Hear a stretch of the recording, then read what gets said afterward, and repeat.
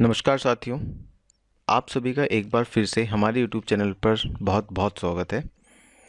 आज हम इस वीडियो के माध्यम से बात करने वाले हैं बैंक की एक और नई लोन स्कीम के बारे में। और ख़ास तौर पर ये जो स्कीम है ये उन लोगों के लिए बहुत फ़ायदेमंद होने वाली है जो या तो अपना बिजनेस ऑलरेडी चला रहे हैं और उसको आगे ग्रोथ करना चाहते हैं, या फिर हमारे वो मंझले व्यवसाय से जुड़े हुए लोग जो अपना नया बिजनेस स्टार्ट करना चाहते हैं। ये दोनों ही केसेस में उन लोगों के लिए बहुत फ़ायदेमंद होने वाली स्कीम है। तो ज़रा सोचिए दोस्तों कि आप एक बिज़नेस चला रहे हैं या फिर नया बिज़नेस स्टार्ट करना चाहते हैं। तो हो सकता है इन दोनों ही केसेस में आपको एक कैपिटल की ज़रूरत हो अपने बिज़नेस को स्मूथली चलाते रहने के लिए। और अगर आपको यही कैपिटल बिना किसी झंझट के बैंक से लोन के रूप में मुहैया हो जाए, वो भी बिना बैंकों के चक्कर काटे, बिना बैंकों की लंबी लाइनों में लगे हुए और बिना बैंक को विजिट किए हुए, तो कैसा रहेगा? जी हाँ दोस्तों, आज हम एक ऐसे ही लोन स्कीम के बारे में बात करने वाले हैं जो आपके बिजनेस की ग्रोथ को या फिर नए बिजनेस को स्टेबलाइज करने के लिए ही डिज़ाइन किया गया है। इस लोन स्कीम की मदद से आप अपने बिजनेस को नए आयामों तक पहुंचाने के लिए और इस स्कीम से जुड़े हुए सभी फ़ायदों को समझने के लिए इस वीडियो को अंत तक ज़रूर देखें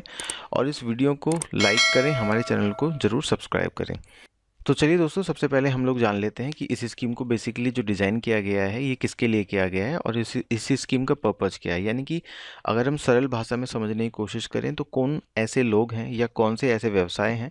जो इस स्कीम से जुड़कर अपना फ़ायदा कर सकते हैं,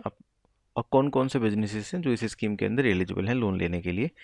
तो अगर आपका एक व्यवसाय है जो कि मैन्युफैक्चरिंग इंडस्ट्री से जुड़ा हुआ है, या फिर हो सकता है आपका जो व्यवसाय है या आपके जो बिजनेस है वो ट्रेडिंग इंडस्ट्री से जुड़ा हुआ है, या फिर हो सकता है कि आप सर्विस इंडस्ट्री के लिए काम करते हो या आपका जो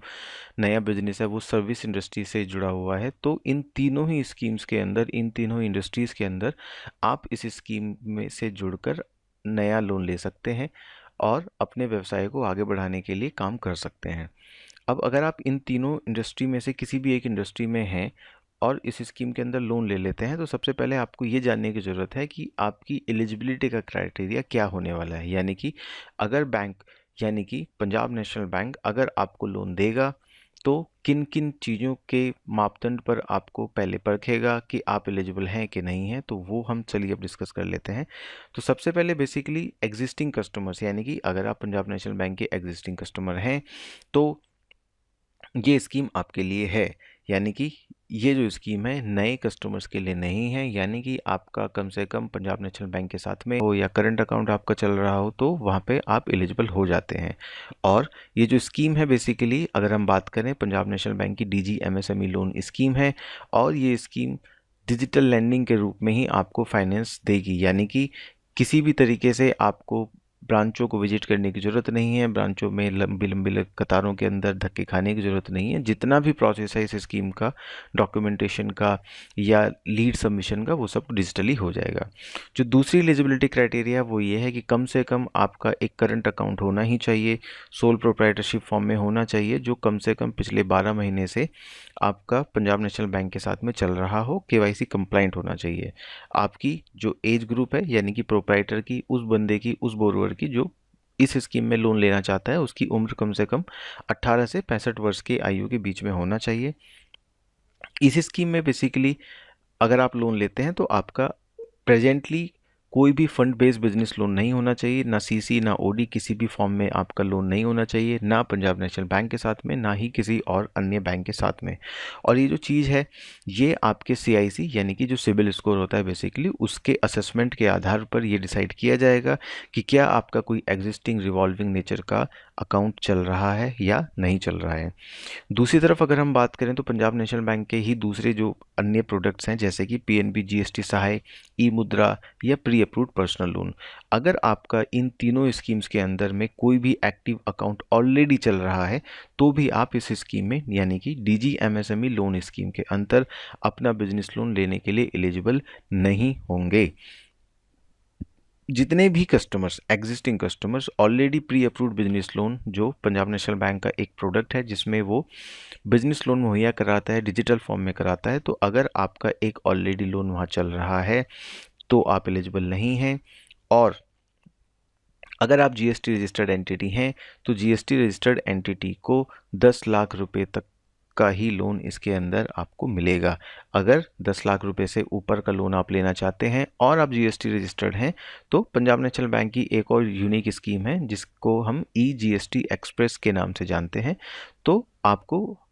उस कंडीशन में जीएसटी एक्सप्रेस के अंदर ही लोन लेना पड़ेगा अगर आप जीएसटी के साथ रजिस्टर्ड हैं। तो बेसिकली ये एलिजिबिलिटी क्राइटेरिया है जो पंजाब नेशनल बैंक की इस डीजी एमएसएमई लोन स्कीम के अंदर रखा गया है। तो अगर आप ये एलिजिबिलिटी क्राइटेरिया कंप्लीट कर लेते हैं तो फिर आपको जो मैक्सिमम लोन अमाउंट है वो 25 लाख रुपए तक मिल सकता है। तो जो मैक्सिमम लोन अमाउंट है 25 लाख रुपए है, लेकिन ये 25 लाख रुपए आपको हर एक केस में 25 लाख नहीं मिलने वाले हैं। तो इसके असेसमेंट के लिए नई लिमिट को बनाने के लिए एक असेसमेंट का क्राइटेरिया बैंक की तरफ से बनाया गया है और वो ये है कि आपके अकाउंट में पिछले 12 महीने के अंदर जितना भी लेन देन हुआ है यानी कि कितने रुपए क्रेडिट हुए हैं उस क्रेडिट समेशन के बेसिस पे आपको कितना लोन मिल सकता है ये निर्धारित किया जाएगा। यानी कि आप मान लीजिए कि हो सकता है पिछले 12 महीने में आपके अकाउंट का जो टर्नओवर है वो 1 करोड़ रुपए रहा हुआ हो, तो उस केस में आपको जो मैक्सिमम एलिजिबिलिटी है वो 25 लाख बन जाएगी। उसी तरीके से अगर हम उसको कम करें यानी कि पिछले 12 महीने में आपकी अगर टोटल जो टर्नओवर है क्रेडिट समेशन यानी कि कितना रुपया क्रेडिट हुआ है आपके अकाउंट में, तो अगर उसकी लिमिट 10 लाख रुपए है तो जो मैक्सिमम लोन की आपकी अमाउंट होगी, जो मैक्सिमम लोन बैंक की तरफ से मिलेगा वो 2.5 लाख रुपए ही आपका होने वाला है। अब अगर हम बात करें कि आपने एक बार लोन ले लिया पंजाब नेशनल बैंक की इस स्कीम के अंदर, लेकिन अब आप कुछ समय के बाद में अपनी उस लिमिट को बढ़ाना चाहते हैं। पहले आपका अकाउंट में टर्नओवर 20 लाख था, उसके आधार पे आपको एक 3 लाख रुपए की लिमिट मिल गई मान लीजिए, या 5 लाख की मिल गई। अब आप 5 लाख से बढ़ा के 10 लाख करना चाहते हैं क्योंकि आपका वाइस वर्सा टर्नओवर भी बढ़ गया है। तो ऐसा करने के लिए आप कम से कम 12 महीने आपको इंतज़ार करना होगा लास्ट सैंक्शन डेट से। 12 महीने के बाद आप इस स्कीम में वापस से अपना एनहेंसमेंट करा सकते हैं टर्नओवर के बेसिस पर। जैसा आपका टर्नओवर होगा उसके आधार पर आपकी नई लिमिट बन जाएगी। अब इस स्कीम के अंदर जो रेट ऑफ इंटरेस्ट है उसकी हम बात कर लेते हैं। तो जो रेट ऑफ इंटरेस्ट है बेसिकली ये जो डिपेंड करता है आरएलआर प्लस बीएसपी। आरएलआर एक फैक्टर होता है जो कि बेसिकली हर एक इंटरवल के ऊपर, एक पीरियडिक इंटरवल के ऊपर चेंज होता रहता है, जिसके आधार पर आपका जो रेट ऑफ इंटरेस्ट होता है वो भी चेंज होता रहता है। तो अगर हम मोटा मोटा समझे तो इसके अंदर जो रेट ऑफ इंटरेस्ट होगा 11 से 12% के बीच में आपके होने वाला है। और जो मुझे लोन फैसिलिटी मिलेगी, ये जो लोन मुझे मिलने वाला है डीजीएमएसएमई लोन बिजनेस के लिए, ये मुझे ओवरड्राफ्ट की फॉर्म में मिलने वाला है। अब सबसे जो अहम बिंदु है इसके अंदर, क्योंकि ये डिजिटली फॉर्म में मुझे मिलेगा, डिजिटल लैंडिंग स्कीम है पंजाब नेशनल बैंक की, तो हमें जानने की ज़रूरत है कि सीआईसी यानी कि आपका सिबिल स्कोर किस तरीके से आपको अलग अलग जगहों पर इम्पैक्ट कर सकता है और कितना इसमें कम से कम आपको सिबिल स्कोर की ज़रूरत आपकी है। तो अगर हम बात करें कि जो कंज्यूमर सिबिल स्कोर आपकी है वो 700 से ज़्यादा आपका होना चाहिए अगर आपकी कोई भी हिस्ट्री नहीं है, यानी कि आपने पहले से कभी से कोई लोन नहीं लिया हुआ है। ये किसके लिए एलिजिबल होगा? ये individuals as well as proprietor, यानी कि अगर आप बिजनेस कंसर्न है या आप इंडिविजुअल नाम से आप लेना चाहते हैं तो उस केस में आपका जो सिबिल स्कोर है वो 700 या 700 से ऊपर होना चाहिए। वहीं दूसरी तरफ अगर हम कमर्शियल सिबिल निकालें तो होता क्या है, बेसिकली दो तरीके के हम सिबिल स्कोर जनरेट करते हैं बैंक्स। एक जो सीधे सीधे ग्राहक के लिए होता है जिसको हम कंज्यूमर सिबिल बोलते हैं, दूसरा होता है जो आपकी जो इंस्टीट्यूशन है, आपकी जो फर्म है, बिजनेस फर्म है, उसके सिबिल स्कोर निकाला जाता है तो उसको कंज्यूमर सिबिल बोला जाता है बैंक की तरफ से। तो कंज्यूमर सिबिल जो होगा वो CMR 5 तक अगर है तो आपको एलिजिबल माना जाएगा, या फिर नो CMR है तो भी आपको एलिजिबल माना जाएगा, यानी कि उस कंडीशन में आपने आज तक कोई लोन नहीं लिया है तो भी आप एलिजिबल रहेंगे। दूसरी तरफ अगर आपके अकाउंट में कभी भी किसी भी वक्त रिटन ऑफ, सेटल, रिस्ट्रक्चर ऐसा कुछ पाया जाता है आपके सिबिल रिपोर्ट के माध्यम से, तो बैंक इस केस में आपसे सिबिल की जो रिक्वायरमेंट है 700 से बढ़ा के 750 कर देगा, यानी कि कम से कम 750 या उसके ऊपर का सिबिल स्कोर होना चाहिए, तब जा कर के आप इस स्कीम में लोन ले सकते हैं। दूसरा ये कि जितने भी आपके चार्जेस होंगे सिबिल स्कोर निकालने के, चाहे कमर्शियल हो चाहे फिर वो कंज्यूमर हो, दोनों के ही जो चार्जेस होंगे वो डिजिटल जर्नी के माध्यम से ही आपके अकाउंट से रिकवर कर लिए जाएंगे।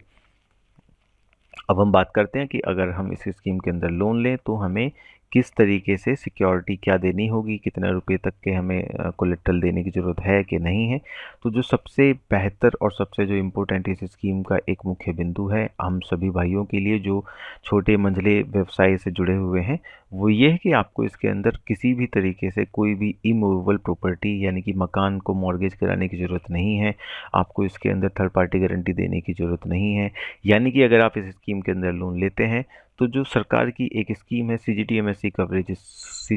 कवरेज स्कीम के अंदर आप अपने इस लोन को कवर करा सकते हैं। और जो एक यूनिफाइड फीस होती है कवरेज की,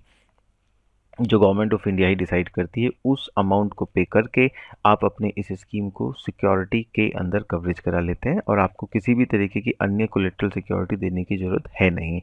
अब जो सीजीटीएमएससी के चार्जेस होते हैं ये इनिशियली जो पहला साल होगा तो पहले साल में तो डिजिटली, क्योंकि आपकी जो एप्लीकेशन होगी लोन के लिए जो आवेदन करेंगे ये डिजिटली करेंगे, तो डिजिटली जर्नी के दौरान ही आपके जो सीजीटीएमएससी के चार्जेस होंगे फर्स्ट ईयर के प्रो राटा बेसिस पर उसको काट लिया जाएगा। लेकिन आगे आने वाले सालों में क्योंकि आपको तो बिजनेस रेगुलर चलाते रहना है, तो आगे आने वाले सालों में जो चार्जेस आपके होंगे जब भी आप रिन्यूअल कराएंगे, रिव्यू या रिन्यूअल आपकी लिमिट का होगा, तो उन केसेस में जो चार्जेस होंगे डिजिटली नहीं कटेंगे, ब्रांचेस के थ्रू ये कटेंगे। और दूसरे तरफ अगर आप अपने इस एग्जिस्टिंग लोन का एनहेंसमेंट कराना चाहते हैं, जैसे हमने पहले बात की, तो एनहेंसमेंट वाले केसेस में भी ये जो चार्जेस हैं सीजीटीएमएससी फीस के जो चार्जेस हैं ये ब्रांचेस के थ्रू ही कटेंगे, ये डिजिटली नहीं कटा पाएंगे। अब अगर हम बात करें डॉक्यूमेंटेशन या प्रोसेसिंग फ़ीस की, तो पंजाब नेशनल बैंक की तरफ से ये ऑफ़र किया जा रहा है कि 5 लाख रुपए तक के हर एक लोन में आपसे ना प्रोसेसिंग फ़ीस ली जाएगी ना ही डॉक्यूमेंटेशन फ़ीस ली जाएगी। और अगर आपका लोन 5 लाख से ऊपर 25 लाख रुपए तक है, क्योंकि 25 लाख रुपए से ऊपर इस स्कीम में लोन ही नहीं मिलने वाला है, तो 5 लाख से लेके 25 लाख रुपए तक जो मैक्सिमम फ़ीस आपसे यूनिफाइड ली जाएगी डॉक्यूमेंटेशन और प्रोसेसिंग, वो लोन अमाउंट का 35.35% होने वाला है। यानी कि 10 लाख रुपए अगर आपके है तो 10 लाख मल्टीप्लाई बाई 0.35% में जो आपका आता है वो सर्विसेज चार्जेस डॉक्यूमेंटेशन प्रोसेसिंग के रूप में आपसे वो लिया जाएगा। इस स्कीम में लोन लेते समय आपको किसी भी तरीके का कोई भी मार्जिन मेंटेन करने की ज़रूरत नहीं है। यानी कि सीधे सीधे जैसे हमने स्टार्टिंग में बात की, तो कि अगर आपका टर्नओवर क्रेडिट समेशन टर्नओवर आपके अकाउंट का 1 करोड़ है तो सीधे सीधे 25 लाख रुपए की लिमिट आपको इसमें मिल जाएगी। लेकिन जो ध्यान देने वाली बात है वो ये कि इस स्कीम में आपको उद्यम रजिस्ट्रेशन बहुत ही ज़रूरी है। बिना उद्यम रजिस्ट्रेशन के आप इस स्कीम का लाभ नहीं ले सकते हैं। और उद्यम रजिस्ट्रेशन कराने के लिए आप बेसिक सीधी सी स्कीम है e-udyam.com हमारी ये पोर्टल है, गवर्नमेंट ऑफ इंडिया का पोर्टल है। इस पोर्टल के माध्यम से आप सीधे सरल तरीके से अपना उद्यम रजिस्ट्रेशन करा सकते हैं और इस स्कीम का लाभ उठा सकते हैं। बहुत ही बेसिक रजिस्ट्रेशन का प्रोसेस है उद्यम रजिस्ट्रेशन का। अगर आप लोग बोलेंगे, अगर आप लोग की तरफ से क्वेरी आएगी तो हम इस पर भी एक छोटा सा और बड़ा इन्फॉर्मेटिव वीडियो आप लोग के लिए बना देंगे। अब हम लोग बात करते हैं डॉक्यूमेंटेशन प्रोसेस की, कि ये तो हमने समझ लिया कि ये जो स्कीम है ये डिजिटली सैंक्शन होने वाली है, डिजिटली अप्लाई आपको करना होता है। लेकिन क्या डॉक्यूमेंटेशन के लिए मुझे ब्रांच जाना होगा? नहीं दोस्तों, आपको डॉक्यूमेंटेशन के लिए भी ब्रांच नहीं जाने की ज़रूरत है, लोन आवेदन करने के लिए भी ज़रूरत नहीं है, लोन एप्लीकेशन सबमिट करने के लिए भी ज़रूरत नहीं है, क्योंकि जो डॉक्यूमेंटेशन है डिजिटली होने वाला है। जितने भी आपके दस्तावेज हैं जो ब्रांचेस के थ्रू आपको भरने के लिए बुलाया जाता था पुराने समय में, तो अगर आप टैक्स सेवी एक कस्टमर हैं या आप ब्रांचों में नहीं जाना चाहते हैं तो इस स्कीम के माध्यम से आप बिना ब्रांच विजिट करे डिजिटली अपने सारे डॉक्यूमेंट्स को एग्जीक्यूट कर सकते हैं। जैसे ही आपके डॉक्यूमेंट्स एग्जीक्यूट हो जाएंगे NESL के माध्यम से आपको एक नोटिफिकेशन आपको आ जाएगा, आपकी ईमेल के ऊपर आपकी सारी जानकारी, आपके सारे जो डॉक्यूमेंट्स एग्जीक्यूट हुए हैं वो सारी जानकारी आपको मिल जाएगी। अब चाहे तो आप नया लोन ले रहे हो, चाहे आप एग्जिस्टिंग लोन को एनहेंसमेंट करा रहे हो, तो जो फ्रेश डॉक्यूमेंटेशन है वो ऑनलाइन मोड में पॉसिबल है। लेकिन ऐसा नहीं है कि ऑनलाइन मोड में डॉक्यूमेंटेशन को कराना इस स्कीम के तरफ से माध्यम से बैंक ने मैंडेटरी कर दिया हो। ये आपके लिए एक सुविधा दी गई है, लेकिन अगर कस्टमर चाहे तो वो ब्रांचों को विजिट करके भी अपना डॉक्यूमेंटेशन कर सकता है। चाहे तो वो ऑनलाइन भी कर सकता है, उसके पास दोनों मोड रहने वाले हैं। चाहे ऑफलाइन करें, चाहे वो जाके डिजिटली अपने आप से ऑनलाइन भी कर सकता है। अब अगर आप ऑनलाइन अप्लाई करना चाहते हैं इस स्कीम के माध्यम से तो पंजाब नेशनल बैंक की वेबसाइट पे आप जाएं, वहाँ पर प्री अप्रूव्ड बिजनेस लोन या ये जो हमने लिंक इस पर मेंशन किया है, इस लिंक के माध्यम से आप सीधे सीधे इस स्कीम में अप्लाई कर सकते हैं। और जैसे ही आप इस लिंक पर क्लिक करेंगे तो आपको इस तरीके का एक वहाँ पेज दिखेगा जहाँ पे लिखा होगा प्री अप्रूव्ड बिजनेस लोन। इस तरीके की आपकी वहाँ रिक्वायरमेंट्स होंगी कि उद्यम रजिस्ट्रेशन नंबर आपके पास होना चाहिए, पैन नंबर होना चाहिए, आधार नंबर होना चाहिए और मिनिमम एवरेज बैलेंस आपका करंट अकाउंट का 5,000 रुपये होना चाहिए। तो अगर ये सारी जो इनकी तरफ से कंडीशंस हैं, ये सभी कंडीशंस आप फुलफ़िल कर लेते हैं, जो जो इसके पैरामीटर्स हैं वो आप फुलफ़िल कर लेते हैं, तो आप इस स्कीम से जुड़ सकते हैं। इस स्कीम से जुड़े हुए सभी जो बेनिफिट्स हैं वो आप अवेल कर सकते हैं, वो भी बिना कोलेटरल दिए, वो भी बिना बैंक जाए और कम से कम रेट ऑफ इंटरेस्ट और कम से कम चार्जेस के साथ में। तो दोस्तों, अगर आपको हमारी ये वीडियो पसंद आई हो, इस वीडियो के माध्यम से दी गई जानकारी आपको पसंद आई हो, तो हमारे इस वीडियो को लाइक करें, हमारे इस चैनल को सब्सक्राइब करें, ताकि हम आगे भी इसी तरीके की नई नई वीडियोस बैंकों से जुड़ी हुई अलग अलग स्कीम्स की इन्फॉर्मेशंस आप तक इसी तरीके से पहुंचाते रहें। तो चलिए दोस्तों, मिलते हैं फिर से एक बार एक और नई वीडियो में। तब तक के लिए नमस्कार, धन्यवाद।